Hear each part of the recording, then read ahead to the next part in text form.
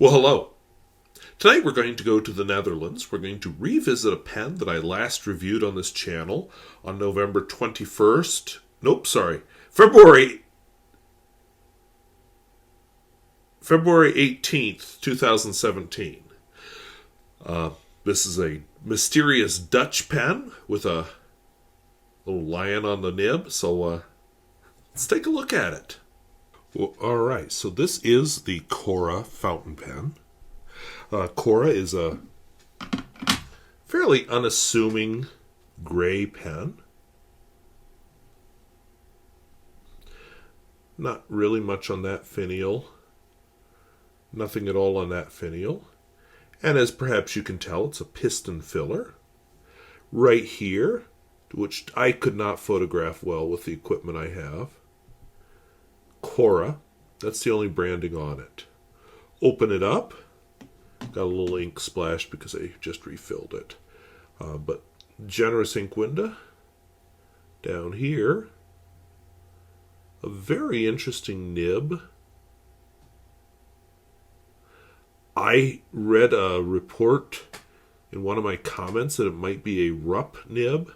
And in trying to research that, I ran into some obstacles that I'll tell you about toward the end of the video.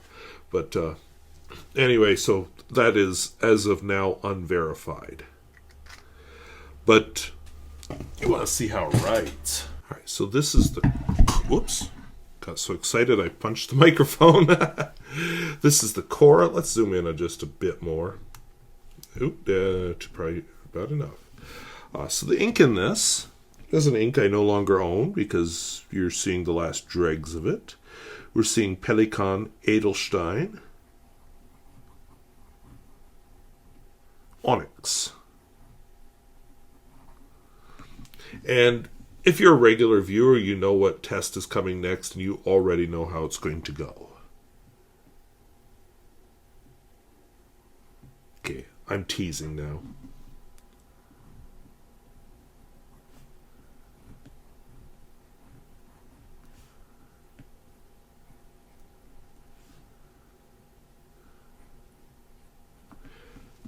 This pen has amazing flex.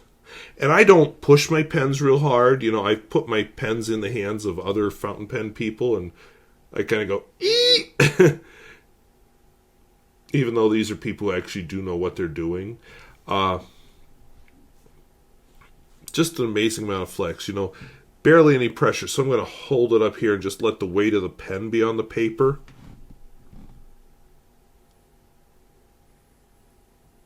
It's kind of hard to control when it's like that. But you get that line, and then you give it some pressure.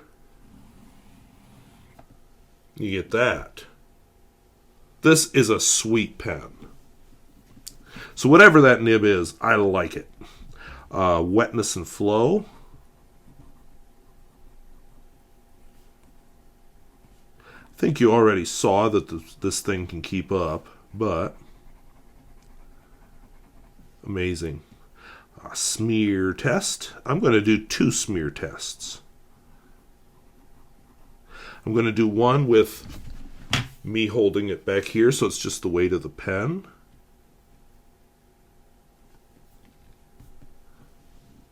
Okay, about what I expected. And let's rip and snort. Yeah, baby! Okay, that was fun.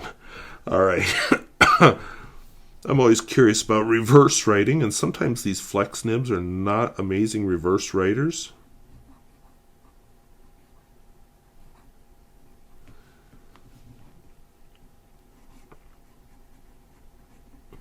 You know, it feels kind of like a Platinum 3776. It's got resistance, but not, you know, lots and lots of resistance.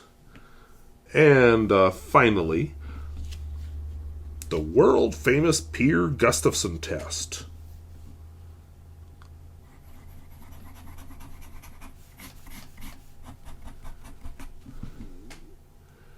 Other than that, whoops.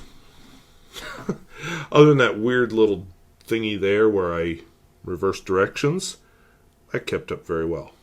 And because this is a revisit, we're going to do a long-form quote. And, oh boy, finding quotes about the Netherlands, which is where this pen is from. I ran into a lot of comments that I just said, oh baby! Not really what I expected. There were a couple that just, oh, that's a nice quote. And then I find out the meaning behind it and just say, nope, never mind. This is not a political channel, so I don't want to do a political quote. Although this guy is a politician. I looked him up because after I read a few quotes and then found out who said them and the other things they'd said, I said, nope!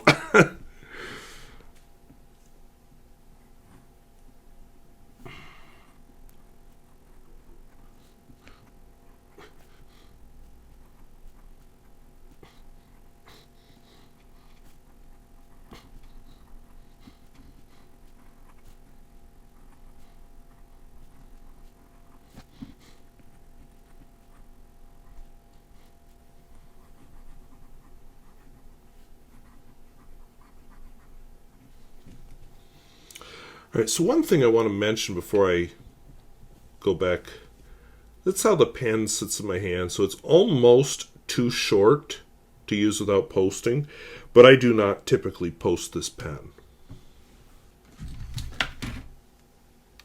If you've been a regular watcher of the channel since 2017, when this pen first appeared in a video on this channel, you know I like it. You know it appears regularly every year.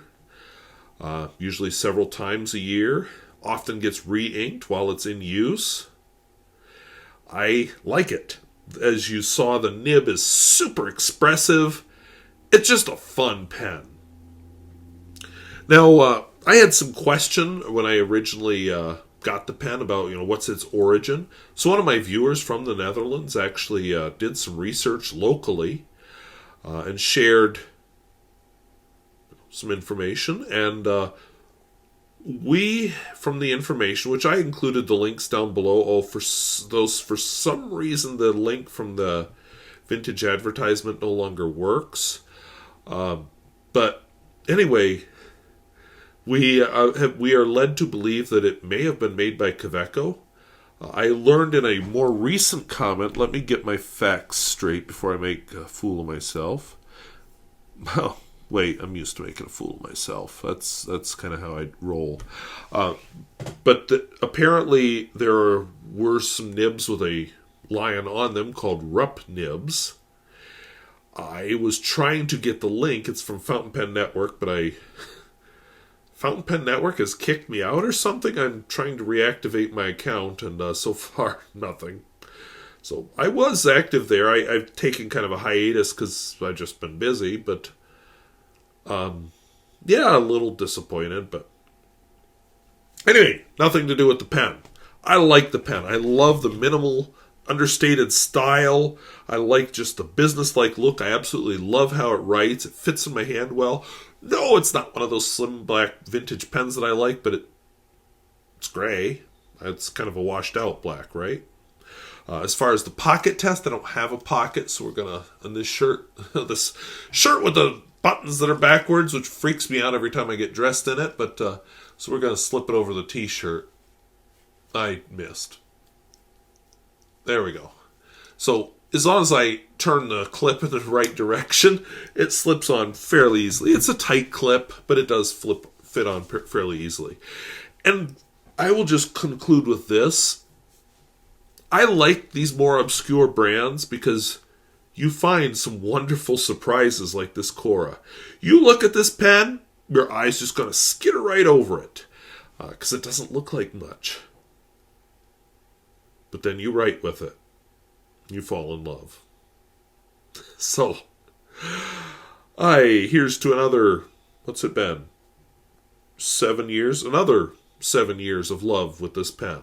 So, well, thank you for watching. Talk to you later. Bye-bye.